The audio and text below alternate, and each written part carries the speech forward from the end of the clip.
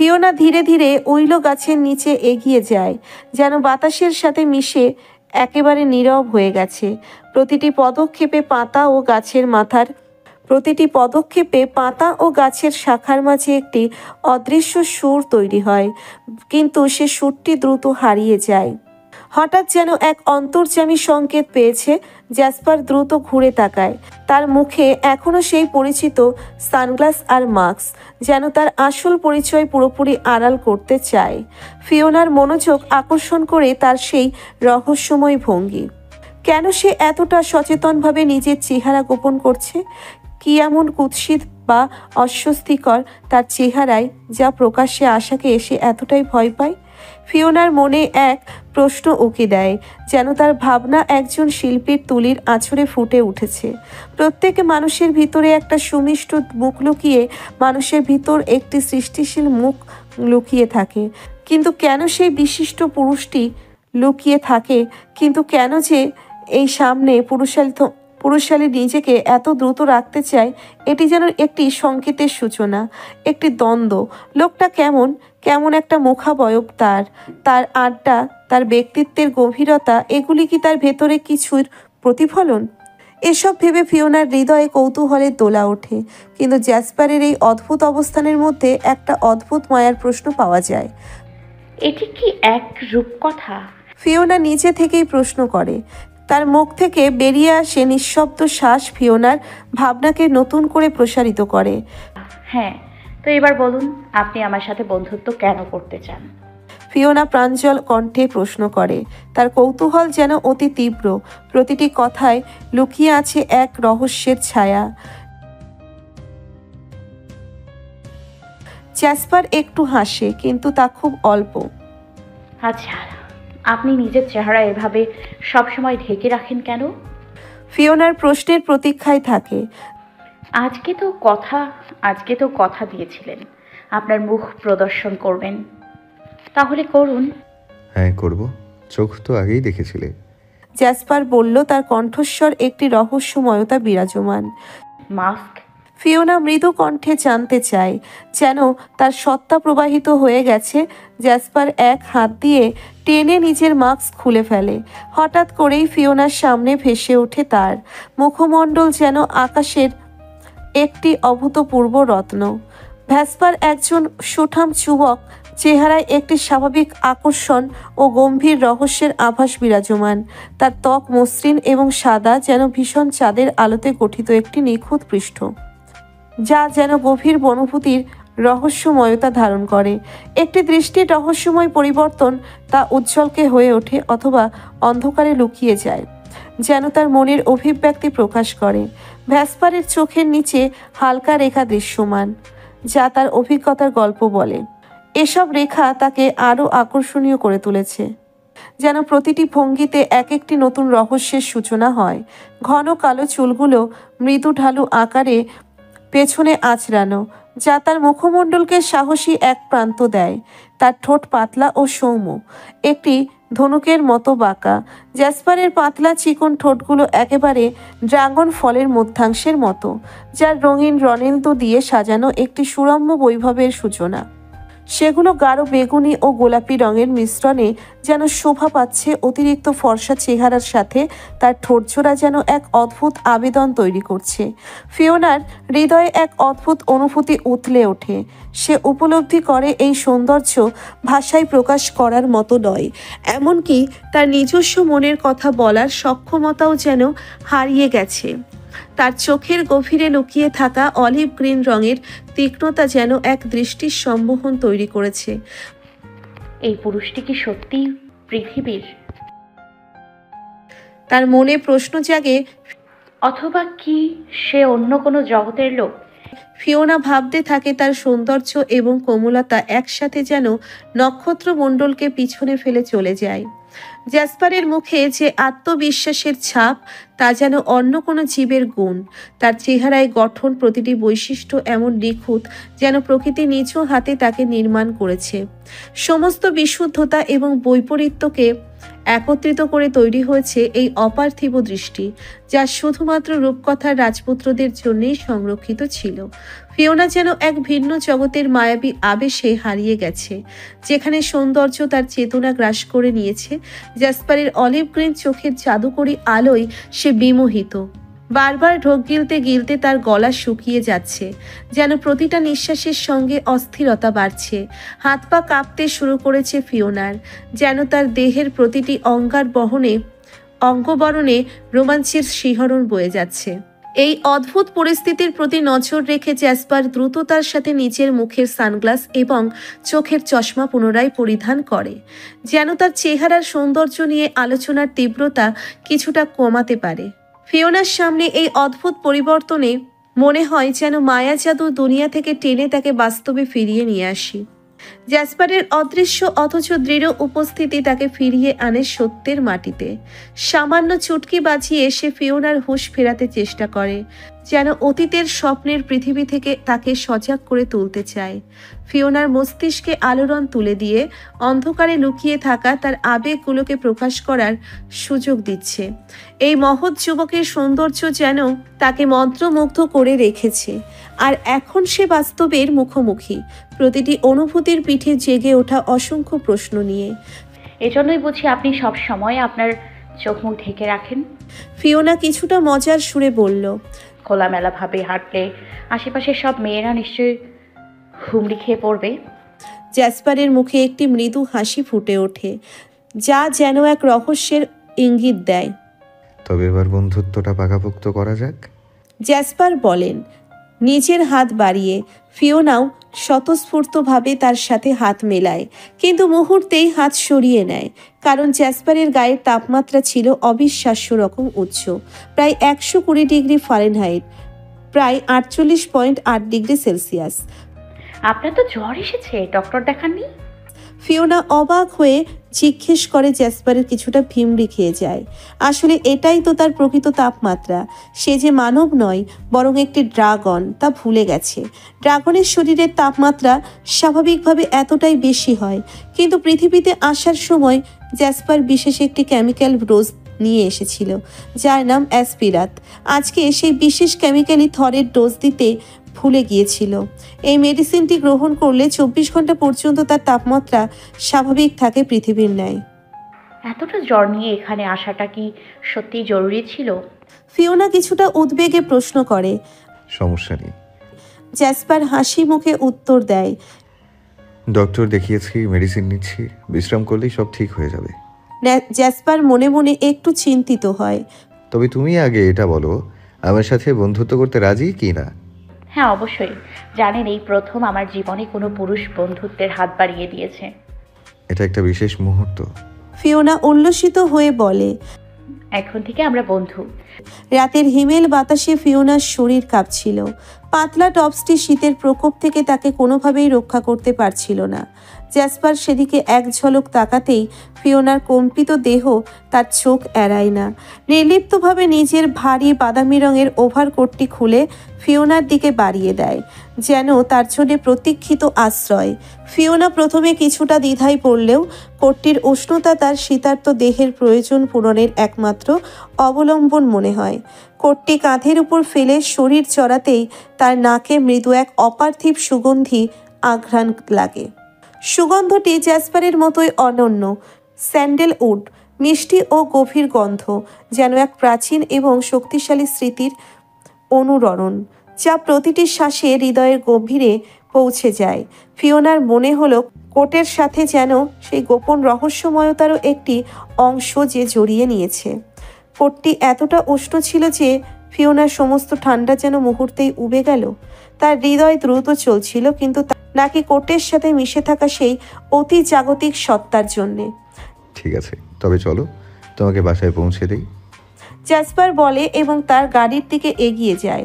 প্রতিটি গাড়িটি ছিল এক উজ্জ্বল সাদা রঙের কনভার্টিবল, যার ছাদটা খুলে দেওয়া যায়। ফিওনা গাড়ির সামনের সিটে বসে আছে আর জ্যাসপার সামনে ড্রাইভ করছে। গাড়ির দিকের জানালাগুলো খুলে দিয়ে বাতাসে হালকা সুরভি ছড়িয়ে পড়ে। ড্রাইভিংয়ের সময় ফিওনা বারবার জ্যাসপারের দিকে তাকাচ্ছে, যেন এই প্রথমবারের মতো একজন বন্ধু পেয়ে সে অত্যন্ত আনন্দিত। যদিও জ্যাসপার তার দিকে না তাকিয়েও তা বুঝতে পারে, কিন্তু সে কিছু বলে না। এ যেন এক অদ্ভুত মূর্তির নীরবতা, যার মধ্যে দুইজনের হৃদয়ের আবেগ বহন করছে। বিশ্ববিদ্যালয়ের সামনে এসে যখন গাড়িটি থামে, ফিওনা জ্যাসপারকে বিদায় জানিয়ে নেমে পড়ে, কিন্তু মনে হয় বিদায় বলার সময় যেন কিছু একটা প্রায় অসমাপ্ত রয়ে গেছে। আবার কিছু মনে পড়ে যাওয়ার মতো মুখ করে জানালার কাছের সামনে এসে টোকা দেয়। আপনার সাথে যোগাযোগ করব কিভাবে? এটা নাও। জ্যাসপার বলে তার ইমেল আইডি দিয়ে। ফিওনা দ্রুত তথ্যটিকে মনে রাখে। ঠিক আছে, আমি আপনার সাথে যোগাযোগ করব। সে আশ্বাস দেয়। গাড়ির জানালা খুলে জ্যাসপার একটি রহস্যময় হাসি দিয়ে গাড়ি স্টার্ট দেয়। গাড়িটি দ্রুত গতিতে এগিয়ে চলে, যেন তাদের মধ্যে থাকা সম্পর্কের নতুন অধ্যায় শুরু হয়েছে, যা রহস্যের আভাস নিয়ে ভরা। ফিওনা গাড়ির পিছনে দাঁড়িয়ে তার মন খুঁজে পায় সেই স্বপ্নের মতো মুহূর্তগুলিকে, যেখানে বন্ধুত্বের সুবাস এবং অজানা আগ্রহের গন্ধ মিশে আছে। ফিওনার মনে হঠাৎ করে ঝলক দেয়। ও তো মিস ঝংয়ের সাথে দেখা করতে। দ্রুত পদক্ষেপে বাড়ির দিকে বেরিয়ে পড়ে। গ্র্যান্ডপা অনুপস্থিত থাকার কারণে ফিওনার হৃদয়ে একটি শূন্যতা ছিল, তবে সে জানে যে মিস ঝাংয়ের সাথে দেখা করা তার জন্য কতটা জরুরি। বাড়ির ভেতরে প্রবেশ করে সে চারপাশে তাকায়, কিন্তু মিস ঝাং কোথাও দেখতে পাচ্ছে না। একটানা দৃষ্টিতে ঘরগুলো পর্যবেক্ষণ করতে করতে সে শেষ পর্যন্ত মিস ঝাংয়ের ঘরের দিকে পা বাড়ায়, অথচ সেখানেই এক ভয়াবহ দৃশ্য তার সামনে এসে উপস্থিত হয়। মিস ঝাং অসুস্থ হয়ে গোছাচ্ছে। ফিওনা চিৎকার করে তার দিকে ছুটে যায়। মিস ঝং, আপনি কি হয়েছে আপনার? তার শঙ্কা আর উদ্বেগ অপ্রতিরোধ্য। অবস্থা দেখে বোঝা যায় মিস ঝাংয়ের শারীরিক পরিস্থিতি নিতান্তই খারাপ। আপনাকে তাড়াতাড়ি হাসপাতালে নিতে হবে। ফিওনা এক নিঃশ্বাসে বলে। সে সোজা দৌড়ে বাইরে বেরিয়ে যায় এবং দ্রুত একটি গাড়ি ডেকে হাসপাতালে পৌঁছয়। হাসপাতালের সাদা দেওয়ালগুলো ফিওনার হৃদয়ে আরও একবার আতঙ্কের স্রোত প্রবাহিত করে। ওখানে সবাই ব্যস্ত, একজন ডাক্তারকে ডাকতে থাকলেও মনে হয় সময় যেন থমকে গেছে। হঠাৎ হাসপাতালের সাদা আলোতে একটি ডাক্তারের গাঢ় পদক্ষেপ ফিওনার দৃষ্টি আকর্ষণ করে। তার মুখাবয়বটি ফিওনাকে দেখে কিছুটা অবাক হয়ে যায়, তবে সঙ্গে গুরুতর রোগীর কারণে দ্রুত তিনি নার্সদের ডাক দেন। পেশেন্টকে ভেতরে নিয়ে যেতে হবে। ফিওনার হৃদয়ে আতঙ্কের ঢেউ আসে। সে অশ্রুসজল চোখে ডাক্তারকে দেখে কাঁদতে শুরু করে। দয়া করে ডক্টর মিস ঝংকে সুস্থ করুন। তার কণ্ঠস্বরের অন্তরে কণ্ঠের একটি বিপর্যয় চলছে, যেন সেই মুহূর্তেই তার সমস্ত আশা ও প্রিয়জনের জন্য দুশ্চিন্তা মিলেমিশে একাকার হয়ে গেছে। শান্ত হন মিস ফিওনা। ডাক্তার মৃদু কণ্ঠে বললেন, কিন্তু তার গম্ভীর অভিব্যক্তি সবকিছু বোঝাতে সক্ষম। ফিওনা অবাক দৃষ্টিতে তাকিয়ে থাকে। মনে হয় সময় থমকে গেছে। Allison Fiona, right? ডাক্তারটি বলল, তার মুখমণ্ডল থেকে মাস্ক খুলে ফেলে। ফিওনির নয়নের মধ্যে একটি অস্পষ্ট চিন্তা খেলে যায়। আপনি আমাকে কিভাবে চেনেন ডক্টর? প্রশ্নটি তার কণ্ঠে কাঁপছে। অনুমতি যেন এক অদৃশ্য প্রান্তে তাকে টেনে নিয়ে যাচ্ছে। মাস্ক খুলতেই এক শিহরণ জাগানো মুখোশের পিছনে লুকিয়ে থাকা এক রূপবান যুবকের হাসি ধরা পড়ে। তার মুখাবয়ব যেন স্বর্গীয় সৌন্দর্যের প্রতীক। হাই, আই এম লিউজন। ডক্টরটি উজ্জ্বল হাসি দিয়ে জানায়, মিস্টার ওয়াংলিং একমাত্র নাতি। ফিওনা স্নিগ্ধ দৃষ্টি স্বরে বলল, কিন্তু আমি তো আপনাকে আগে কখনো দেখিনি। আমি কিছুদিন হলো এই হাসপাতালে যোগদান করেছি। সে বলল, কিন্তু আমার দাদা তোমার কথা আমাকে সবসময় বলে এবং তোমার ছবিও দেখিয়েছে। তোমার সম্পর্কে তার কথা শুনে মনে হয়েছে তুমি এক অসাধারণ রূপবর্তী নারী, আর আমার ধারণার থেকেও বেশি সুন্দর।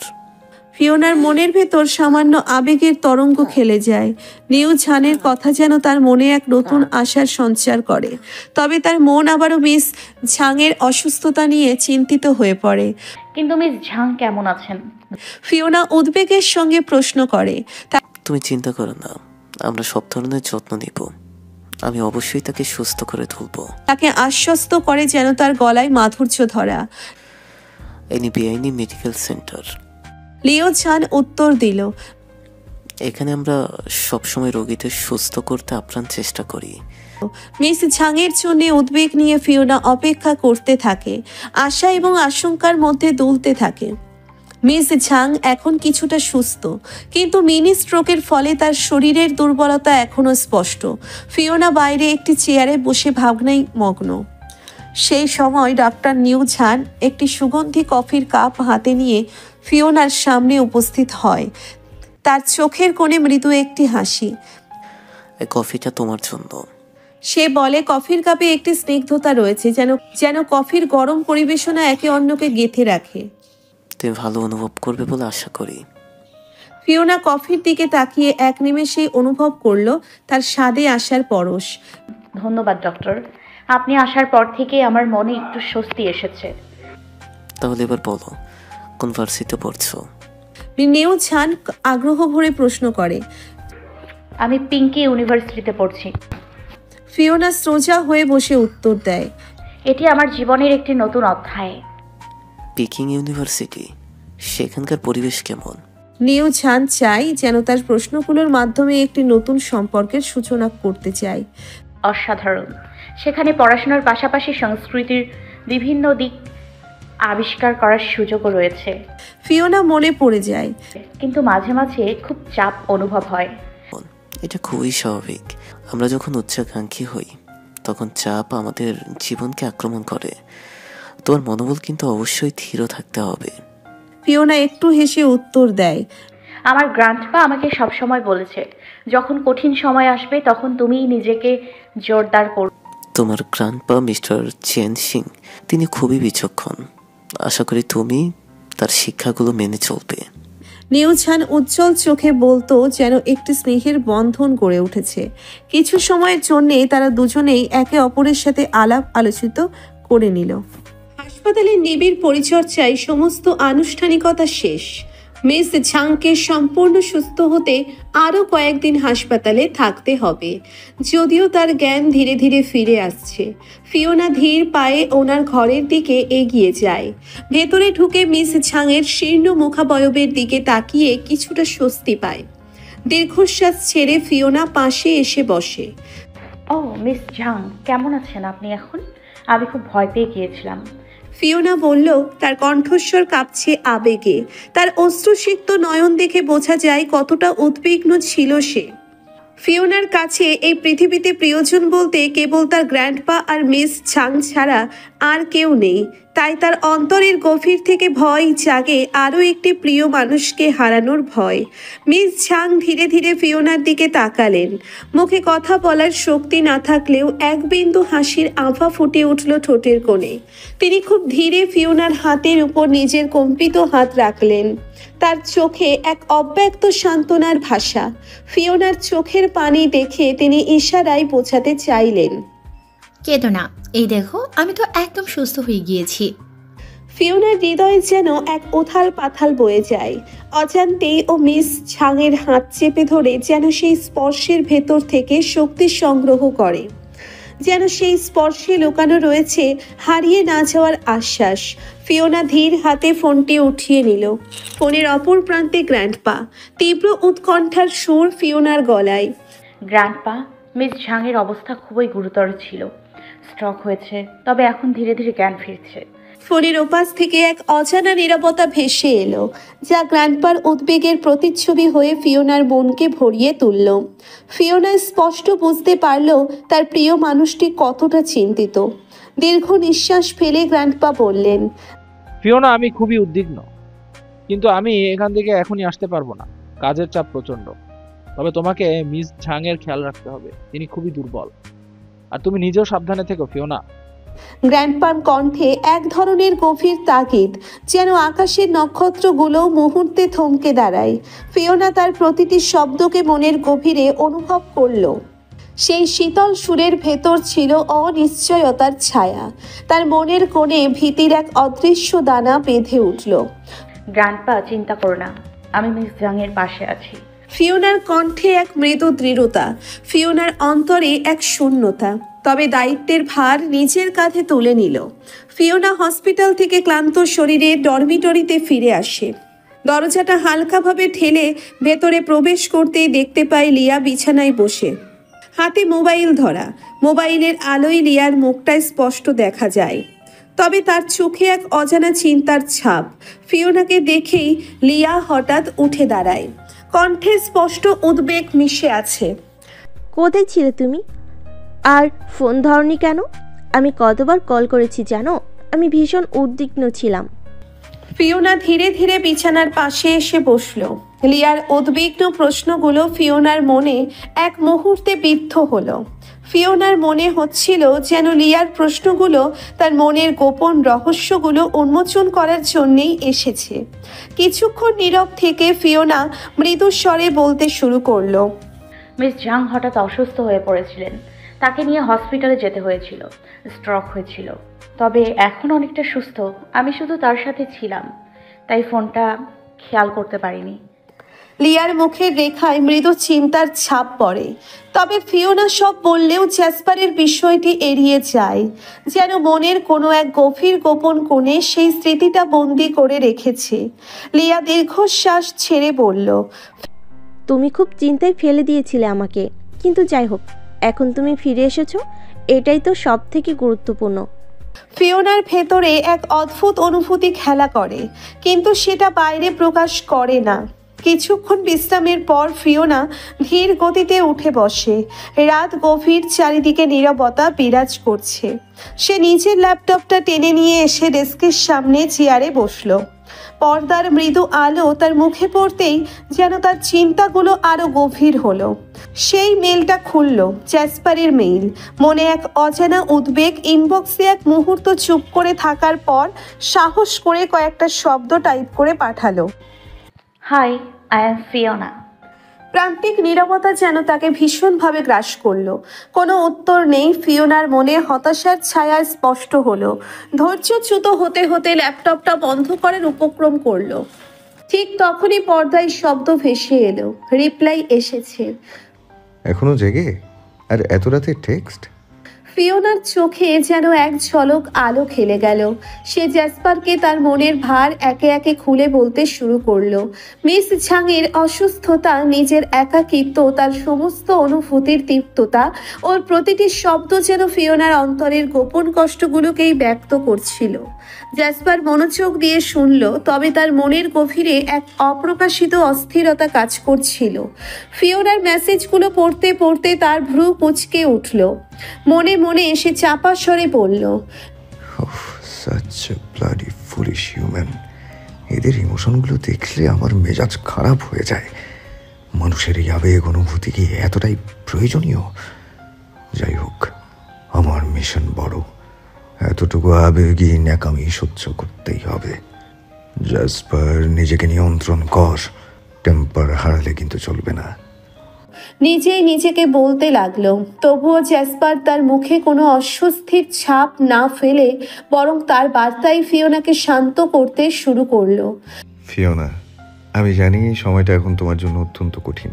তোমাকে সান্ত্বনা দেওয়ার ভাষা আমার নেই, তবে এতটুকু বলবো, ধৈর্য ধরো, সব ঠিক হয়ে যাবে। I know you are a strong girl. জ্যাসপারের কথাগুলো মিথ্যে হলেও ফিওনাকে শান্ত করার উদ্দেশ্যে। জ্যাসপার নিজেকে সংযত করে রাখতে হবে বুঝে, কারণ তার সামনে এক বিশাল দায়িত্ব। মনের ভেতরে বিরক্তির স্রোত উথাল পাথাল করলেও বাইরে সে দেখায় ঠান্ডা বুদ্ধিমত্তা, যেন এই মানবিক আবেগগুলো তার কোনো ক্ষতি করতে পারবে না। কিছুক্ষণ আলাপ শেষে ফিওনা ক্লান্ত মনে জ্যাসপারকে শুভরাত্রি জানিয়ে ঘুমোতে চলে যায়। অপরদিকে জ্যাসপার কম্পিউটারের সামনে এখনো বসে। ওর মনের গভীরে তীব্র অস্থিরতা জমতে শুরু করে। এতক্ষণ যাবৎ মানবীয় আবেগের সাথে জড়িয়ে থাকা এই ফালতু কথোপকথনগুলো ওর মেজাজের উপর এক অদ্ভুত ভার তৈরি করছে। ভ্রু কুঁচকে জ্যাসপার গভীর শ্বাস নিয়ে নিজেকে সামলাতে চেষ্টা করে, কিন্তু মনের মধ্যে একটা সুতীব্র আকাঙ্ক্ষা বারবার ওকে তাতিয়ে তুলছে। জ্যাসপারের মনের ইচ্ছে করছিল মুখ দিয়ে হুঙ্কার ছেড়ে পুরো ল্যাবটাকে আগুনের জ্বলন্ত শিখায় পরিণত করতে। তার শরীরের ভিতর দিয়ে প্রবাহিত ড্রাগনীয় শক্তি এক মুহূর্তের জন্য ঝাঁপিয়ে উঠল, যেন সামান্যতম সুযোগ পেলেই চারিদিকে আগুনের গোলা বর্ষণ করবে। কিন্তু ঠিক তখনই ল্যাবের দরজার ধীর পায়ে আরেকজন ড্রাগনের প্রবেশ ঘটে। জ্যাসপার তার মেজাজ সামলাতে না পেরে টেবিলের ওপর মুষ্টি আঘাত করল। রাগে তার চোখ দুটো আগুনের মতো জ্বলছিল। সেই মুহূর্তে থারেনিয়াস রুমে প্রবেশ করলো। মুখে কঠিন এক দৃঢ়তার ছাপ। সে সোনালি রঙের ড্রাগন, চেহারায় মৃদু দীপ্তি রয়েছে, তবে মানব রূপে তার উপস্থিতি এক বিশেষ গুরুত্ব বহন করছে। সে ছিল ভেনাসের অন্যতম প্রাচীন ড্রাগন, নাম তার থারেনিয়াস। থারেনিয়াসের চোখে বিদ্যুতের মতো ঝিলিক, হাতে এক বিশেষ তথ্য নিয়ে সে জ্যাসপারের সামনে দাঁড়ালো। জ্যাসপারকে সম্মান প্রদর্শন করে ল্যাবে ঢোকার অনুমতি দিল। প্রিন্স অরিজিন, বিশেষ তথ্য রয়েছে। থারেনিয়াসের কণ্ঠ গভীর ও দৃঢ় ছিল, যেন শতাব্দী কাল ধরে লুকিয়ে থাকা কোনো গোপন বার্তা সে প্রকাশ করতে চলেছে। জ্যাসপার চোখ তুলে তার দিকে তাকালো। রাগ ও অবসাদ এক মুহূর্তে যেন মিলিয়ে গেল। সদ্বেদ ফিরে পেল সে, এবং বুঝল থারেনিয়াস যে বার্তা নিয়ে এসেছে সেটি অবহেলার নয়। কি তথ্য নিয়ে এসেছো থারিনিয়াস? জ্যাসপার ধীর অথচ গম্ভীর কণ্ঠে জিজ্ঞেস করলো। প্রিন্স, আপনার এই রাগটা আপাতত নিয়ন্ত্রণ করুন। থারেনিয়াস বলল, কণ্ঠে একটি শীতল নিরাশক্তি। চেন সিং এবং ওয়াংলি ইতিমধ্যেই এথিরিয়নকে অন্য জায়গায় সরানোর পরিকল্পনা করেছে। জ্যাসপার থারেনিয়াসের দিকে তাকিয়ে কিছুক্ষণের জন্য স্থির হয়ে গেল। তারা কি পাগল? সে কঠিন কণ্ঠে বলল। তারা জানে না এথেরিয়নকে সরানো মানে কি বিপদ ডেকে আনা? থারেনিয়াস মাথা ঝাঁকিয়ে বলল, তারা জানে না, কিন্তু তারা নিজেদের লাভের কথা ভাবছে। এথিরিয়নের ক্ষমতা ব্যবহার করে ওয়াংলি চিরন্তন জীবন পেতে চায়, আর চেন সিং তার বিজ্ঞানী হওয়ার আকাঙ্ক্ষা পূর্ণ করতে চায়। আমরা যদি দ্রুত কিছু না করি তাহলে এথিরিয়নের ড্রাগন শক্তি তাদের হাতের মুঠোয় পড়ে যাবে। জ্যাসপার তার দাঁত চেপে ধরে বলল, আমাদের হাতে আর বেশি সময় নেই। আমরা এথেরিয়নকে রক্ষা করতে পারবো না যদি তারা আগে পদক্ষেপ নেয়। এখনই কিছু করতে হবে। থারেনিয়াস সম্মতি জানিয়ে বলল, ঠিক প্রিন্স, আমাদের দ্রুত পরিকল্পনা করতে হবে। তারা যে কোনো মুহূর্তে এথিরিয়নকে পড়িয়ে ফেলবে।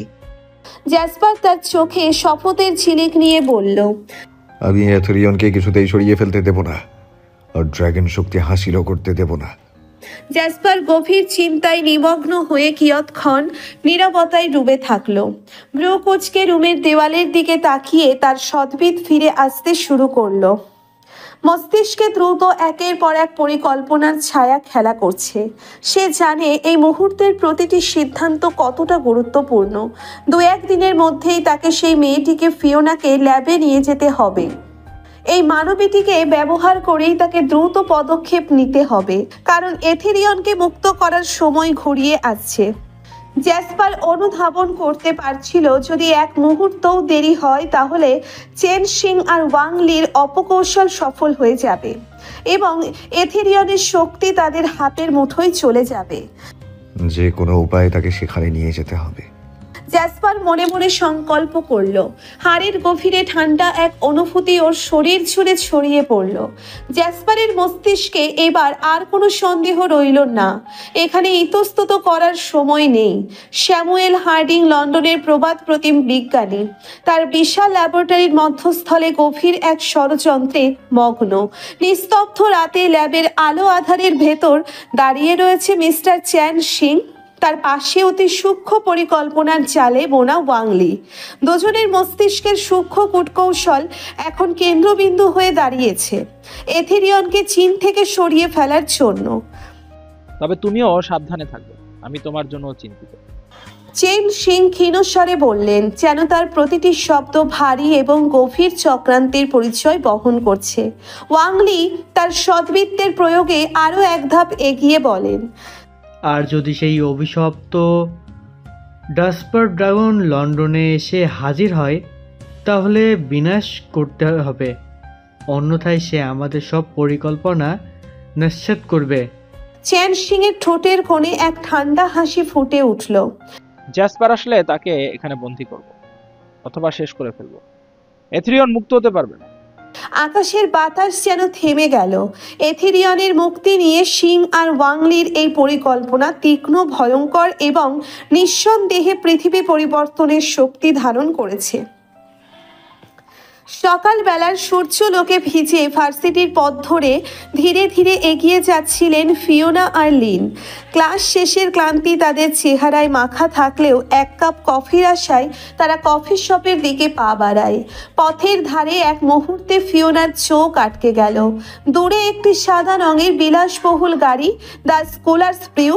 কফি শপের থেকে একটু সামনেই সেই গাড়িটা দাঁড় করানো, যার দরজা ধীরে ধীরে খুলছে। ফিওনার দৃষ্টি বিস্ফোরিত হলো। বিস্ময়ের ঢেউয়ে ভেসে উঠল মনের গহীন প্রান্তে। সেখানে দাঁড়িয়ে আছেন জ্যাসপার, মাস্ক আর সানগ্লাস ছাড়া। তার সেই চিরাচরিত শীতল ভঙ্গি আর তীক্ষ্ণ দৃষ্টিতে যেন সূর্যের রশ্মিতে বর্ণিত এক দেবদূত। তার রূপ যেন এ জগতের নয়, সোনালি রশ্মির প্রতিফলনে গায়ের উজ্জ্বলতা ঠিকরে পড়ছে। তার সাদা ফর্মাল শার্ট আর কালো প্যান্টের সাথে যেন কোনো মানবিক রূপের ছাপ পড়ছে না। শার্টের 3টি বোতাম খোলা, হাতা গোটানো, যেন তার প্রতিটি পেশি চিন্ময় শক্তিতে উদ্ভাসিত। ফিওনার চোখের সামনে যেন এক মূর্ত রূপে ঈশ্বরীয় সৌন্দর্য ধরা দিল। তার বাম কানে ঝোলানো সাদা পাথরের গোলাকার দুল, যা সূক্ষ্ম অথচ বিশাল। তার গলায় এক অদ্ভুত অলংকার, যেন কোনো প্রাচীন যুগের লকেট, যার রহস্য ফিওনার বোধের সীমা ছাড়িয়ে। তার এক হাতে স্মার্ট ঘড়ি আর অন্য হাতে কঙ্কাল আকৃতির ব্রেসলেট। তার 4 আঙ্গুলের গহনার ভয়ঙ্কর নকশা, যেন কোনো কালের মনস্টারকে বন্দি করে রাখা হয়েছে। জ্যাসপার ধীরে ধীরে ফিওনার সামনে অগ্রসর হয়। জ্যাসপার যেন এক স্বর্গীয় প্রতিমা, সুদূর দিগন্ত থেকে ধীরে ধীরে ধেয়ে আসা কোনো মহাজাগতিক দূত। তার প্রতিটি পদক্ষেপ যেন মাধ্যাকর্ষণকে অস্বীকার করে। মসৃণ কিন্তু দৃঢ়, সূর্যের সোনালি আভা তার উজ্জ্বল চুলে মিশে গিয়ে যেন সোনালি জলজলে দীপ্তি ছড়াচ্ছে। তার অলিভ সবুজ চোখে এক ধরনের প্রখর তীক্ষ্ণতা, যা যেন দেখার সাথে সাথে মনের গভীরে পৌঁছে যায়। জ্যাসপারের পোশাকের প্রতিটি ভাঁজ, সাদা শার্ট আর কালো প্যান্টের নির্লিপ্ত সৌন্দর্য ফিওনাকে মুহূর্তেই এক ঘোরের মধ্যে ফেলে দেয়। তার খোলা শার্টের কলার থেকে উকি দেওয়া গায়ের সোনালি আভা আর ঘাড়ে সযত্নে করা ড্রাগনের ট্যাটুটি যেন তার স্বর্গীয় অথচ ভয়ঙ্কর অবস্থানের এক নিদর্শন। জ্যাসপার নিঃশব্দে তার সামনে এসে দাঁড়ায়। ফিওনার চোখ বিস্ফোরিত। সে নির্বাক, তবে ফিওনার মনোযোগ টেনে নেয়। জ্যাসপারের ডান ঘাড়ে এক অদ্ভুত ট্যাটু। ট্যাটুটির আকার এতই বিস্ময়কর যে এটি যেন চামড়ার অংশ। তার শিরা উপশিরার মতো মিশে গেছে শরীরে। সোনালি রঙের এই ট্যাটু কাঁধ থেকে কানে নিচ পর্যন্ত বিস্তৃত, ড্রাগনের ছাঁচে করা। এর উজ্জ্বলতা এমন যে স্বাভাবিক ট্যাটু বলে মনে হয় না। ফিওনার মস্তিষ্কে যেন সমস্ত শব্দ বন্ধ হয়ে গেছে। একমাত্র অনুভূতিটুকু এখন তার সামনে দাঁড়িয়ে থাকা জ্যাসপার, যে একাধারে রহস্যময়, ভয়ঙ্কর এবং অতুলনীয়ভাবে আকর্ষণীয়। ফিওনা যেন এক নিমেষেই পুরো বিশ্ব থেকে বিচ্ছিন্ন হয়ে গেল। তার মনে হচ্ছিল প্রতিটি মুহূর্ত স্ফটিকের মতো স্বচ্ছ, এবং তার সামনে দাঁড়িয়ে থাকা জ্যাসপার যেন এক মায়াবী অঙ্কুর, এক অদ্ভুত মূর্তিমান রূপকথার রাজপুত্র, যার চারপাশে সময় থমকে দাঁড়িয়েছিল। আর ফিওনার মনের গহীনে যেন হাজারো অনুভূতির ঢেউ খেলে যাচ্ছিল। তবে যে জিনিসটি সত্যিই তাকে হতভম্ব করে রেখেছিল তা ছিল তার পাশে থাকা লিন। লিনের মুখাবয়বে যেন এক রকবশীল চোখের পাতায় একেবারে আটকে গেছে। সে যেন এক অজানা রাজ্যে হারিয়ে গেছে, যেখানে এতদিন সে কল্পনা করেও দেখতে পায়নি এমন এক সুদর্শন পুরুষ। জ্যাসপারের অলিভ গ্রিন চোখ দুটি যেন গভীর অরণ্যের রহস্যসমূহ ধারণ করে রেখেছে, আর সেগুলোর মাঝে বিচরণ করে যেন এক নিবিড় অন্ধকারের মাঝেও আলোর দ্যুতি। লিনের চিত্তাকর্ষক দৃষ্টি তখন জ্যাসপারের ঠোঁটের দিকে নিবদ্ধ। গাঢ় বেগুনি ও গোলাপি রঙের সেই ঠোঁট যেন সূর্যের আলোতে রাঙানো গোলাপের পাপড়ি, যা দেখতে একদিকে সুদর্শন, অন্যদিকে এক গভীর আকর্ষণে ভরা। তার দৈহিক আকৃতির লম্বা সুশ্রী গঠন যেন সমস্ত নারী হৃদয়ে প্রলুব্ধ করার মতো। তার প্রতিটি অঙ্গভঙ্গিতে যেন সময়ের বিশালতা বাধা পড়ে, প্রতিটি তীব্র নিঃশ্বাসে যেন পৃথিবীর সমস্ত সৌন্দর্য একত্রিত হয়ে আছে। ফিওনার মনোযোগ সম্পূর্ণরূপে লিনের প্রতিক্রিয়ার উপর কেন্দ্রীভূত। সে যে অসহায়ভাবে দাঁড়িয়ে আছে তা যেন সবকিছু ছাপিয়ে যায়। ফিওনার জন্য এই ক্ষণিকের মুগ্ধতা শুধুমাত্র তার একাকিত্বের প্রতীক নয়, বরং তার অন্তরাত্মার গভীরে এক নতুন অধ্যায়ের সূচনা, যেখানে জ্যাসপার সেই রহস্যময় মানুষ যে কিনা তাদের জীবনকে এক নয়া দিগন্তের সন্ধানে নিয়ে যেতে পারে। জ্যাসপার সামনে এসে দাঁড়িয়ে থাকার ফলে যেন একটি শক্তিশালী চুম্বকীয় ক্ষেত্র তৈরি হয়েছে। ফিওনার হৃদস্পন্দন ত্বরান্বিত হয়ে ওঠে এবং সে বুঝতে পারে এখন তার দৃষ্টিতে কেউ আসেনি, শুধুমাত্র একটি অসাধারণ সত্তা যে তার উপস্থিতি দিয়ে সমস্ত ঘরোয়া জীবনে এনে দিয়েছে এক নতুন বাস্তবতা। জ্যাসপার অরিজিনাল গলা সামান্য খাকিয়ে নিল। তার কণ্ঠস্বরে এক অদ্ভুত মাধুর্য ছিল, যেন পৃথিবীর সব ক্লান্তি ও বিষাদকে দূরে সরিয়ে এক স্নিগ্ধ অনুভূতি ছড়িয়ে দেয়। কি হলো? এভাবে কি দেখছো? কোথায় যাচ্ছিলে তোমরা? প্রশ্নটি ছিল খোলামেলা, কিন্তু তার চোখের চাহনি যেন এক অসীম গভীরতা বয়ে নিয়ে আসে। ফিওনা কিছুটা অপ্রস্তুত হয়ে বলল, আপনি ভার্সিটির সামনে এই সময় কি করছেন? জ্যাসপার হেসে উত্তর দিলেন, এখানে কিছু কাজ ছিল, কিন্তু তোমাকে দূর থেকে দেখলাম তাই চলে আসলাম। ভাবলাম আজ ভালো করে আড্ডা দিয়ে যাই। লিন ফিওনার পাশে দাঁড়িয়ে হঠাৎ উপলব্ধি করলো যে এই সুদর্শন পুরুষটি ফিওনার পরিচিত। সে দ্রুত ফিওনার দিকে তাকালো, যেন তার সঙ্গীর অভিজ্ঞতার গভীরতা আরো বাড়িয়ে দিতে চায়। ফিওনা বিষয়টি বুঝতে পেরে সংকোচন মুক্ত কণ্ঠে বলল, এটা লিন, ও আমার খুব ভালো বন্ধু। আর এই হলো জ্যাসপার অরিজিন, যিনি আমাকে সেদিন বাঁচিয়েছিল। লিনের মুখে এক চকচকে হাসি ফুটে উঠল, কিন্তু তার হৃদস্পন্দন যেন তার সঠিক সঙ্গতি হারিয়ে ফেলছে। যে অনুভব করলো এই ব্যক্তির নাম শুনেই সে প্রায় অজ্ঞান হতে বসেছে। মুহূর্তের মধ্যে সে ফিওনার উপর ঝুঁকে পড়ল, যেন সবকিছু অন্ধকার হয়ে যাচ্ছে। লিন, কি হচ্ছে? স্বাভাবিক থাকো। ফিওনা মৃদুভাবে বলল, ওনার সামনে এরকম করো না। এখন তাদের সবার মধ্যে এক উত্তেজনাপূর্ণ অবস্থা বিরাজ করছিল। জ্যাসপার এক পা সামনে রেখে বলল, চলো কফি শপে যাই, কিছুটা রিফ্রেশ হতে হবে। জ্যাসপার আগে আগে হাঁটা শুরু করলো। ফিওনা আর লিন একটি অদ্ভুত ঝড়ের মধ্যে নিজেদের ধাক্কা দিয়ে পড়ে গেল এবং সঙ্গী হিসেবে চলল কফি শপে। তার স্কলার্স ব্রিউ কফি শপের দরজায় প্রবেশের সঙ্গে সঙ্গে গরম বাতাসে যেন স্নিগ্ধতার ঝোঁক বয়ে যায়। ফিওনা কল্পনাতে ডুবে গেল, মনে মনে ভাবতে লাগলো কি অদ্ভুত এই মুহূর্ত, যেখানে কফি শপের সাথে জীবনের এমন এক অদ্ভুত পরাবাস্তবতার ছোঁয়া লাগছে। জ্যাসপার চেয়েছিল ফিওনার সাথে একান্তে কথা বলতে, কিন্তু লিনের উপস্থিতি তাকে ভীষণভাবে বিরক্ত করছিল। প্রতিটি মুহূর্তে লিন যেন তাদের দুজনের মধ্যে এক অদৃশ্য দেওয়াল হয়ে দাঁড়িয়ে আছে। জ্যাসপার নিজেকে শান্ত রাখার চেষ্টা করলেও তার ভ্রু কুঁচকে উঠছিল। মনে হচ্ছিল ফিওনার সাথে এই অপ্রয়োজনীয় তৃতীয় ব্যক্তির উপস্থিতি তার সহ্যের সীমা ছাড়িয়ে যাচ্ছে। মনে মনে জ্যাসপার ভাবছিল, এই মেয়েটাকে এখন কি করে সরাবো? বাইরে থেকে সে নির্লিপ্ত থাকার চেষ্টা করছিল, মুখে এক চিলতে হাসি রেখে। ফিওনার দিকে তাকিয়ে ভাবল, কত সহজে এই মানুষগুলো নিজেরাই নিজেদের জন্য এত বড় জটিলতা তৈরি করে। কফি শপের একটি নির্দিষ্ট টেবিলে অবশেষে তিনজন বসেছে। পরিবেশটা ছিল স্নিগ্ধ, কিন্তু ভেতরে একটা অদ্ভুত উত্তেজনা বিরাজ করছিল। জ্যাসপারের মস্তিষ্কের ভাঁজে ভাঁজে ছিল সংকোচ। এই পৃথিবীর খাবার তার ড্রাগনের শারীরিক প্রকৃতির সাথে খাপ খায় না। বুঝে শুনে গভীর চিন্তায় মগ্ন হয়ে সে অবশেষে অর্ডার করে সুমাত্রা ডার্ক রোস্ট কফি। এ কফির মিশ্রণে যে ঝাঁঝালো মশলার গন্ধ আর সুমাত্রা দ্বীপের পাথুরে গন্ধ, তা যেন জ্যাসপারের ভেতরের বিস্ময়কে খুঁচিয়ে তোলে, তার রাগান্বিত বিস্ময়কে খুঁচিয়ে তোলে, তার রাগান্বিত মনের শান্তির পরশ দেয়।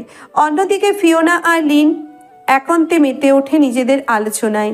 তারা অর্ডার করেছে কোল্ড ব্রিউ কফি, একটি মৃদু শীতল পানীয় যার চুমুকে চুমুকে তারা যেন মুহূর্তগুলোকে উপভোগ করছে। হাসির ফোয়ারা ছড়িয়ে পড়ে দুজনের মাঝে, কথাবার্তা গড়িয়ে যায় সহজে। কিন্তু জ্যাসপারের কফিতে মৃদু চমক দিতে দিতে তার রক্তের স্রোত যেন ক্রমশ উত্তপ্ত হয়ে উঠছিল। ওদের এই অবাধ হাসি ঠাট্টা আর কথাবার্তা যেন তার স্নায়ুকে অসহনীয় ভারে চেপে ধরছিল। জ্যাসপার এতটাই বিরক্ত ছিল যে তার পুরো মনোবল দিয়ে সেই রাগকে চেপে রাখার চেষ্টা করছিল। কিছুক্ষণ পর হঠাৎ লিনের মোবাইলে একটি কল আসে। জরুরি কারণে তাকে বাসায় ফিরতে হবে। লিন ফিওনা আর জ্যাসপারকে বিদায় জানিয়ে কফি শপ ছেড়ে চলে যায়। বিদায় নেওয়ার মুহূর্তে জ্যাসপারের মনের এক কোণায় স্বস্তির নিঃশ্বাস বইতে শুরু করে। শেষমেশ ফিওনার সাথে একান্তে কিছু সময় কাটানো যাবে, কিন্তু ফিওনার মনে ছিল উদ্বেগ। লিনের চলে যাওয়ার পর এই একান্ত মুহূর্তে জ্যাসপারের সাথে একা বসে থাকার অস্বস্তি যেন ক্রমশ বাড়ছিল তার ভেতরে। সে নীরবতা যেন চারপাশের সমস্ত শব্দকে ঢেকে দিচ্ছিল। ফিওনা কফিতে একে একে চুমুক দিচ্ছিলেন, তবে জ্যাসপারের চোখ থেকে যেন সে কিছুতেই পালাতে পারছিল না। জ্যাসপার আর সহ্য করতে না পেরে নিজেই নীরবতার পর্দা ভেঙে জিজ্ঞাসা করল, তুমি কি অস্বস্তি বোধ করছো? ফিওনার চোখে মুহূর্তের জন্য বিস্ময়ের ছাপ ফুটে উঠল, কিন্তু সে মুখ থেকে কিছু বলার আগেই জ্যাসপার আবার বলল, তোমার চুপ থাকাটা বেশ অসহ্য লাগছে। আমার মনে হচ্ছে তুমি কোনো ব্যাপারে বেশ চিন্তায় আছো। ফিওনা মৃদুস্বরে উত্তর দিল, না, ঠিক তা নয়, আমি শুধু একটু বিভ্রান্ত হয়েছি আসলে। জ্যাসপার তখন গভীর দৃষ্টিতে তাকিয়ে থাকে, যেন ফিওনার মনে দোলা দেওয়া প্রতিটি প্রশ্নের উত্তর সে আগেই জানে। তার ঠোঁটের কোণে এক অদ্ভুত হাসি ফুটে ওঠে, মৃদু রহস্যময়। ফিওনার অন্তর্গত অস্বস্তি অবশেষে তার বোধগম্যতার সীমা ছাড়িয়ে গেল। সে কণ্ঠে এক মৃদু প্রশ্নের সুর তুলে বলল, আচ্ছা, আপনি কোথা থেকে এসেছেন? আপনাকে দেখে তো চীনের বাসিন্দা মনে হয় না। জ্যাসপার নিজের ভেতরের সমস্ত বিচ্ছিন্নতা সংহত করে গম্ভীর সুরে জবাব দিল, আমি গ্রিসের পেট্রা শহরের অধিবাসী। এখানে এক বিশেষ কাজের খাতিরে এসেছি। ফিওনা থমকে গেল, চোখের মণিতে বিস্ময়ের ঝলকানি। সত্যি আপনি গ্রিসের? তার কণ্ঠের অভ্যন্তর থেকে আবেগ ছলকে ওঠে। জানেন, আমার জন্ম গ্রিসের পেট্রা শহরে। আমার বাবা ছিলেন এখানকার বিখ্যাত বিজ্ঞানী। জ্যাসপারের চোখের কোণায় এক প্রকার হতচকিত অভিব্যক্তি ফুটে উঠল, যদিও তা ছিল খুবই অল্পক্ষণের জন্যে। সে তীক্ষ্ণ দৃষ্টিতে তাকিয়ে বলল, তুমি তাহলে গ্রিসের? তবে এখানে চীনে কেন? ফিওনা মৃদু দীর্ঘশ্বাস ফেলে বিষাদ মাখা কণ্ঠে উত্তর দিল, আমি আমার গ্র্যান্ডপার কাছে থাকি। আমার মা ছিলেন চীনের, আর বাবা, তারা দুজনেই এক দুর্ঘটনায় আমার ছোটবেলায় মারা যান। জ্যাসপারের মনে মুহূর্তের জন্য এক অপ্রত্যাশিত বিরক্তির স্রোত বয়ে গেল। এ যেন তার কাছে মানবজাতির চিরস্থায়ী দুর্বলতা। সে মুখে কিছু না বললেও ভেতরে ভেতরে ফুঁসে উঠল, শুরু হলো আবার এই বিরক্তিকর মানবিক আবেগের গল্প। এই হিউম্যানরা এমন ইমোশন কোথা থেকে পায়? ভাগ্যিস আমার ভেতরে সব অস্বচ্ছ আবেগের কোনো প্রোগ্রামিং নেই। তার চোখে ভ্রু সামান্য কুঁচকে উঠল, কিন্তু মুখে তখনও রহস্যময় শান্তি বিরাজমান ছিল। ফিওনার এই কথাগুলো তার কাছে ছিল মানসিক এক বোঝার মতো, যা সে পুঙ্খানুপুঙ্খ বিশ্লেষণ করতে চাইছিল না। জ্যাসপারের প্রশ্নটি হঠাৎ ভেঙে দিল ফিওনার চিন্তার ধারা। খুবই দুঃখজনক ঘটনা তোমার জন্য। দুর্ঘটনা কিভাবে হয়েছিল, আর তুমি তখন কতটুকু? সে বলল, কৌতূহল আর অল্প আশঙ্কা মিশ্রিত কণ্ঠে। ফিওনা একটু দ্বিধায় পড়ে গেল। আজকে বাদ দিই, আরেকদিন বলবো। ফিওনা বলল কিছুটা দুঃখ নিয়ে। অন্তরালে জ্যাসপার একটি স্বস্তির নিঃশ্বাস ফেলল। এবার ফিওনার কৌতূহল আবার জাগলো। আচ্ছা, আপনি চীনে কিসের জন্য এসেছেন? কোনো বিশেষ কাজ? সে প্রশ্নটি করল, কিন্তু তার দৃষ্টি ঘুরে ঘুরে জ্যাসপারের মুখাবয়বের দিকে আসছিল, যা যেন এক আশ্চর্য সুন্দর শিল্পকর্ম। জ্যাসপার বিষয়টি ভালোভাবে অনুভব করল। কি হলো, আমার দিকে তাকাতে অস্বস্তি বোধ করছো? তার কণ্ঠে এক রাশির মৃদু কৌতূহল ছিল। ফিওনা কিছুটা লজ্জিত হয়ে বলল, আপনি আজকে মাস্ক আর সানগ্লাস ছাড়া আসলেন কেন? জ্যাসপার চোখের কোণে এক কৌতূহল নিয়ে বলল, একটা বিশেষ কারণে। একদিনই পড়েছিলাম, এখন আর দরকার নেই। ফিওনা আশেপাশে তাকাতেই দেখতে পেল সেখানকার প্রতিটি মেয়ের চোখ যেন জ্যাসপারের প্রতি ধাবিত। অসাধারণ সেই যুবকের প্রতি তার মুগ্ধতা তার মনে অস্বস্তির ঢেউ তুলে দিল। একটি ক্ষণস্থায়ী রাগ উন্মোচিত হলো তার মুখাবয়বে। সে দৃঢ় কণ্ঠে বলল, পরের বার মাস্ক আর সানগ্লাস পরিয়ে আসবেন। জ্যাসপারের অভিব্যক্তিতে কিছুটা চমক ফুটে উঠল, কিন্তু সে দ্রুত নিজেকে গুছিয়ে নিয়ে হাসল। ফিওনার উক্তি যেন এক ধরনের ইঙ্গিত ছিল, যা তাদের মধ্যে একটি অস্পষ্ট সীমারেখা সৃষ্টি করছিল। দুজনের মধ্যকার এই টানাপোড়েনের আবহাওয়া তাদের কথোপকথনের মধ্যে একটি সুতোর মতো দুর্বলতা সৃষ্টি করছিল, যেখানে আবেগের সূক্ষ্ম আঁচড় পড়তে থাকলো। তবে এই সব কিছুই ফিওনার দিকে থেকে জ্যাসপারের দিকে থেকে এসব কেবল তুচ্ছ জিনিস। আচ্ছা, কি যেন জিজ্ঞেস করেছিলাম? আপনার বিশেষ কাজ কি জিনে, আমি কি জানতে পারি? ফিওনা কিছুটা অনিচ্ছুক কিন্তু কৌতূহলী ভঙ্গিতে প্রশ্ন করল। তার কণ্ঠস্বরের নিচে চেপে বসা উদ্বেগ ও আশার মিশ্রণ স্পষ্ট। জ্যাসপার টেবিলের উপর হাত রেখে কিছুটা গম্ভীর হয়ে বলল, হ্যাঁ অবশ্যই। আসলে আমি একটি সায়েন্স ল্যাব তৈরির কাজ করছি গ্রিসে, তো আমার কিছু ধারণা আর অভিজ্ঞতা দরকার, তাই এখানে এসে কিছু ল্যাব ঘুরে দেখতে চাই। দূরে থেকে ফিওনা গলা তুলে জানালো, ও, এইটা তো খুব বড়সড় কাজ। আমার গ্র্যান্ডপা চেনশিং চীনের বিখ্যাত বিজ্ঞানী, আমি আপনাকে তার ল্যাবে নিয়ে যেতে পারি। জ্যাসপার একটু হতাশার স্বরে বলল, ও মাই গড, উনি তোমার গ্র্যান্ডফাদার? ওনার নাম অনেক শুনেছি, তবে উনি তো আমাকে অ্যালাউ করবেন না। ফিওনা দ্রুত বলল, আরে আমি আপনাকে নিয়ে যাব। গ্র্যান্ডপা একটা বিশেষ কাজে লন্ডনে গেছেন, এই সুযোগে আপনাকে আমি না হয় সাহায্য করলাম। এতে তো আর কোনো ক্ষতি নেই, শুধু ল্যাবটা ঘুরেই তো দেখবেন। জ্যাসপার বলল। Are you sure? তাহলে কবে নিয়ে যাবে ল্যাবে? জ্যাসপার প্রশ্ন করল। তার কণ্ঠে এক ধরনের আগ্রহের ছোঁয়া ছিল। ফিওনা হাসি মুখে উত্তর দেয়। ফিওনা ধীরে ধীরে উঠে দাঁড়ায়, চোখে অদ্ভুত এক দৃঢ়তা। বিল দেওয়ার জন্য ক্যাশিয়ারের দিকে এগিয়ে যায়, আর জ্যাসপার প্রতিবাদ করতে চাইলে ফিওনা বাধা দেয়। আজকে কফির বিল ফিওনাই দিতে ইচ্ছুক, তাই জ্যাসপার কেবল তাকিয়ে থাকলো সেদিকে। বিল মিটিয়ে ফিওনা যখন ফিরে আসে, জ্যাসপারও ততক্ষণে উঠে দাঁড়িয়েছে।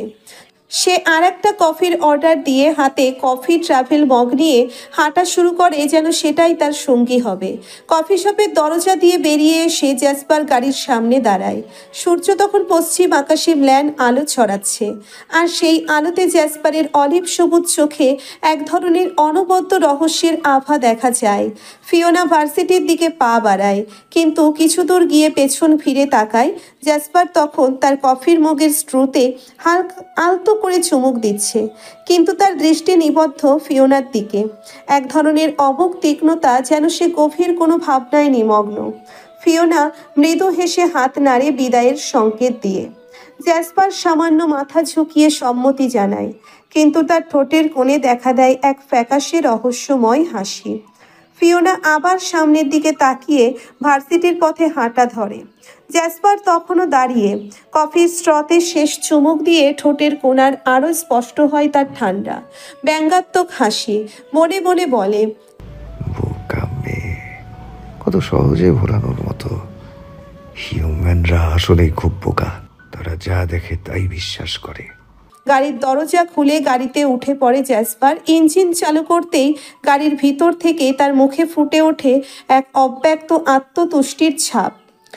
কালকের পরিকল্পনা সফল হবে।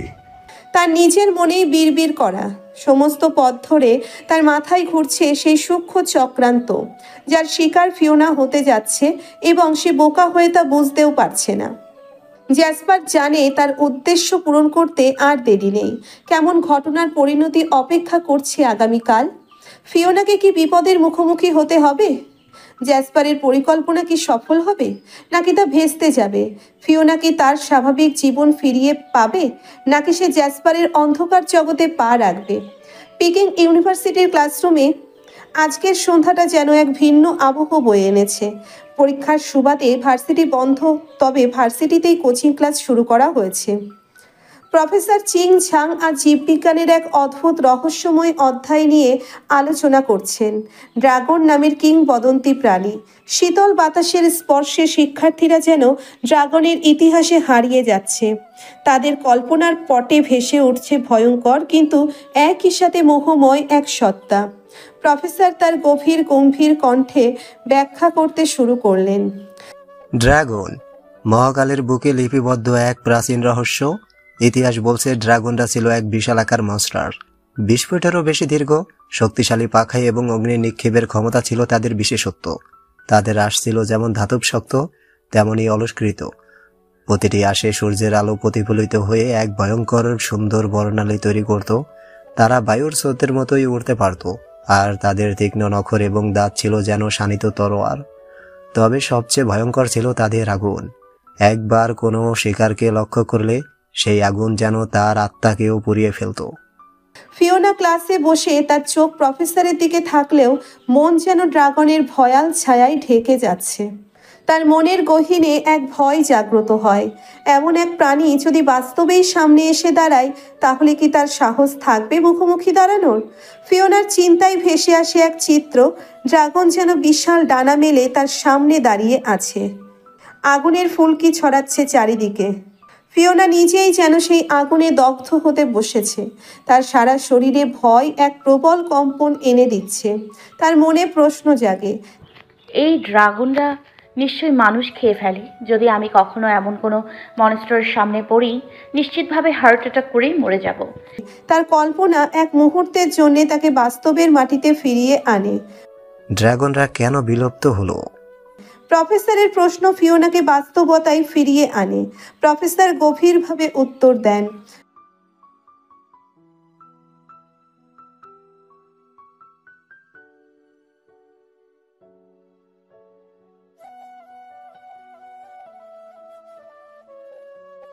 ফিওনার শরীর শিরশির করে ওঠে।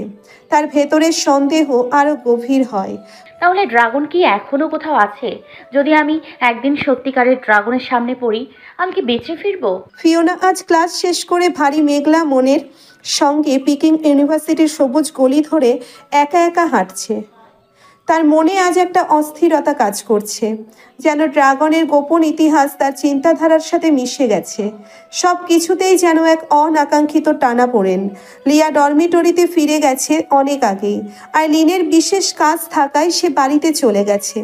ফিওনা নিজের মধ্যে এক অজানা অস্বস্তি নিয়ে একাই হাঁটছে। ঠিক তখনই হঠাৎ সামনে এসে দাঁড়ায় একজন।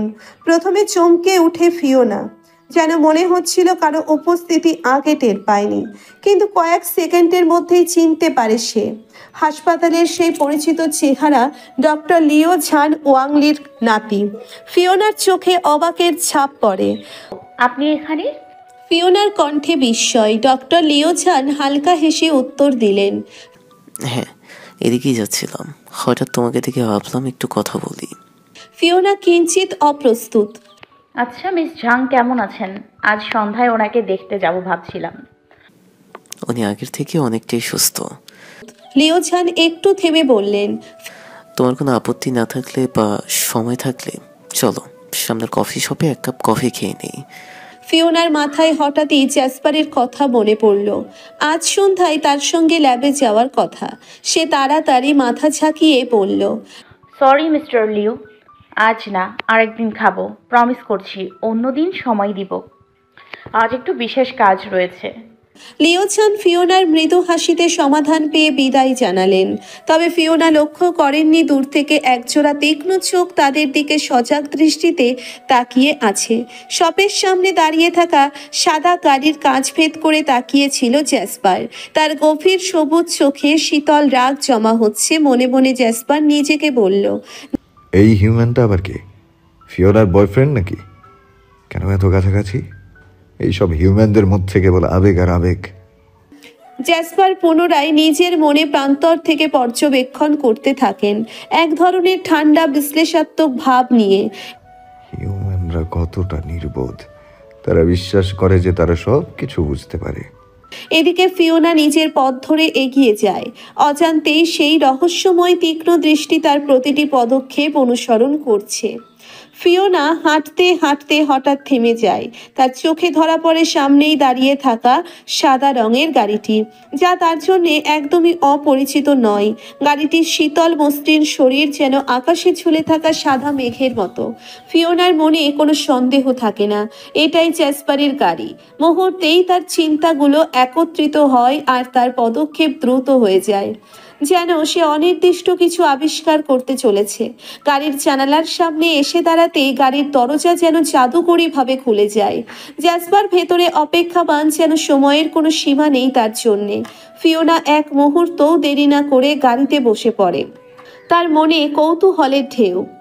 কতক্ষণ ধরে এসেছেন? ফিওনার কণ্ঠে এক ধরনের অস্থিরতা, যেন সে তার চিন্তার স্রোত থামাতে পারছে না। জ্যাসপার তার দৃষ্টিকে এক নিমেষেই শক্ত করে তীক্ষ্ণ কণ্ঠে পাল্টা প্রশ্ন ছুড়ে দেয়।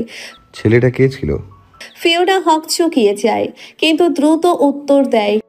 ও, উনি তো আমার গ্র্যান্ডপা চেন সিং এর পার্টনারের গ্র্যান্ডসন, ডক্টর লিও ঝান। মিস ঝাং যে হসপিটালে ভর্তি, উনি তার চিকিৎসা করছেন। জ্যাসপার নীরব থাকে, তার ঠোঁটের কোণে হালকা এক অবজ্ঞার রেখা। কোনো শব্দ না করে গাড়ির ইঞ্জিনে জীবন সঞ্চার করে সে। তার চোখ সামনে রাস্তার দিকে স্থির। ফিওনা বুঝতে পারে না কি ঘটছে, কিন্তু তার মনে হয় যেন কিছু একটা অনিশ্চিতভাবে বদলে যাচ্ছে। ফিওনা আবার প্রশ্ন করে, তার মানে আপনি অনেকক্ষণ ধরেই অপেক্ষা করছিলেন? জ্যাসপার ঠোঁটের কোণ দিয়ে এক ঠান্ডা হাসি দেয়, তার কণ্ঠে এক শীতল দৃঢ়তা ভেসে আসে। আমি কারোর জন্য অপেক্ষা করি না ফিওনা, সময় উল্টো আমার জন্য অপেক্ষা করে। ফিওনার হৃদয় তখনও বিড়বিড় করছে, তার চোখে অদ্ভুত এক বিস্ময়। জ্যাসপার যেন ধীরে ধীরে তার মনে জড়িয়ে পড়া প্রশ্নগুলোকে আরো গভীরে ঠেলে দিচ্ছে। তবে তার চোখে এক ধরনের আত্মবিশ্বাস, যা ফিওনাকে আরো বিভ্রান্ত করে। গাড়িটি মসৃণভাবে এসে থামে ফিওনার বাড়ির সামনে। রাতের আলোর নিচে সাদা দেওয়ালগুলো যেন আরও স্ফটিকের মতো ঝকঝক করছে। ফিওনা গাড়ির জানালা দিয়ে তাকিয়ে দেখে তার বাড়ির চেনা চেহারা, কিন্তু তার মনে তখন একটাই প্রশ্ন ঘুরপাক খাচ্ছে। জ্যাসপার কিভাবে তার বাড়ির ঠিকানা জানলো? একবারও তো ফিওনা তাকে বলেনি। তার কপালে একটুখানি ভাঁজ পড়ে, সে চিন্তায় ডুবে থাকে। কিন্তু জ্যাসপার যেন তার প্রতিটি চিন্তাকে সহজেই পড়ে ফেলতে পারে।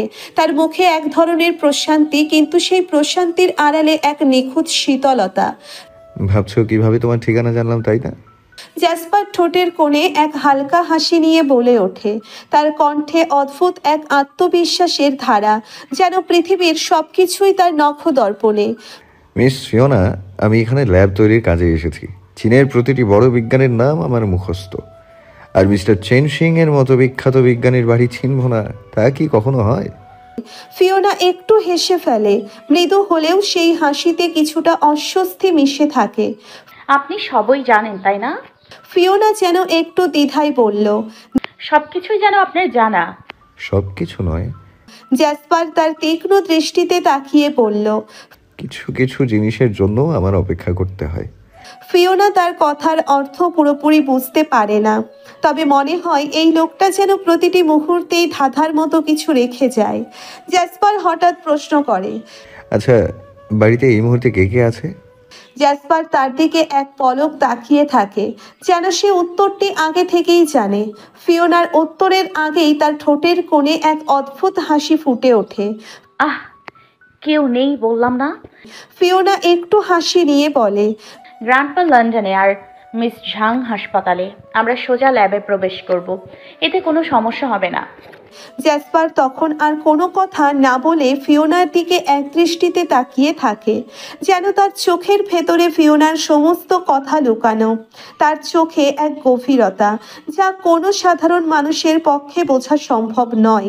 সে কেবল বলে, চলো, সময় অপচয় করার কোনো মানে নেই। তারপর ফিওনা দ্রুত সামনের পথ ধরে এগিয়ে যায়, আর জ্যাসপারও তার পেছনে সঙ্গ দেয়। তাদের দুজনের গন্তব্য একটাই, মিস্টার চেন সিং এর সেই গোপন ল্যাবের সামনে এসে দাঁড়ালো দুজন। ফিওনা দ্রুত তার সাথে কিপ্যাডে পাসপোর্ট টাইপ করলো। মুহূর্তের মধ্যে স্বয়ংক্রিয় দরজাটি এক মৃদু শব্দে খুলে গেল, যেন ওরা অপেক্ষায় ছিল। ফিওনা ও জ্যাসপার একসাথে ধীরে ধীরে ল্যাবের ভেতরে প্রবেশ করলো। ভেতরে ঢুকতেই ফিওনার চোখের সামনে ধরা পড়ল তার পরিচিত সেই বিশাল রুম। সাদা দেওয়ালগুলো থেকে প্রতিফলিত আলো গোটা পরিবেশটাকে এক ধরনের উজ্জ্বল মোলায়েম আভা দিয়েছে। চারিপাশে সারি সারি দাঁড়িয়ে থাকা বৈজ্ঞানিক যন্ত্রপাতি, প্রতিটি যন্ত্র, প্রতিটি মেশিন নিখুঁতভাবে সাজানো, যেন এখানে এক মুহূর্তের জন্যেও বিশৃঙ্খলা ছিল না। এটা হলো মাইক্রোসেল ডিটেক্টর। ফিওনা একটার পর একটা যন্ত্রের দিকে ইঙ্গিত করতে থাকে। এটা দিয়ে কোষের পরিবর্তন দেখা হয়, আর ওটা হলো জেনেটিক এনহ্যান্সার, যা মূলত প্রাণীদের ডিএনএ পরীক্ষার জন্য। ফিওনার প্রতিটি কথায় জ্যাসপার তার পাশে পায়চারি করে। তার হাত একের পর এক যন্ত্রের ওপর দিয়ে যায়, যেন সে প্রতিটি বস্তুকে স্পর্শ করে দেখতে চায়। সে দেখে প্রতিটি যন্ত্র নতুনের মতো ঝকঝক করছে, পরিষ্কার আর গোছানো, ঠিক যেন কিছুদিন আগের সেই ধ্বংসযজ্ঞের কোনো চিহ্নই নেই। জ্যাসপারের ঠোঁটে এক বিদ্রুপাত্মক হাসি ফুটে ওঠে। সে স্মরণ করে সেদিনের সেই প্রলয়, যখন তার অগ্নি দৃষ্টিতে এই গোটা ল্যাব ছাই হয়ে গিয়েছিল, যন্ত্রপাতি গড়িয়ে কাঁচ ভেঙে তছনছ হয়ে গিয়েছিল। আর আজ আবার সবকিছু যেন নতুন করে গোছানো। হাসি চাপতে পারল না জ্যাসপার, তার ঠোঁটের কোণে বিদ্রুপ জমে উঠল। সবকিছুই কেমন পরিষ্কার সুন্দরভাবে সাজানো হয়েছে। তার কণ্ঠে হালকা তাচ্ছিল্যের আভাস। এই ল্যাব তো সেদিন কিয়ৎক্ষণের মধ্যেই তছনছ হয়ে গিয়েছিল, এখন যেন একদম নতুন। খুব দক্ষতা দেখিয়েছে তারা। ফিওনা তার দিকে কৌতূহলীর চোখে তাকায়। আপনি কি কিছু বললেন? কিছু না মিস, শুধু ভাবছি মানুষ জিনিস মেরামত করতে খুবই দক্ষ, কিন্তু সম্পর্ক মেরামতের সময় তারা তেমন সফল হয় না।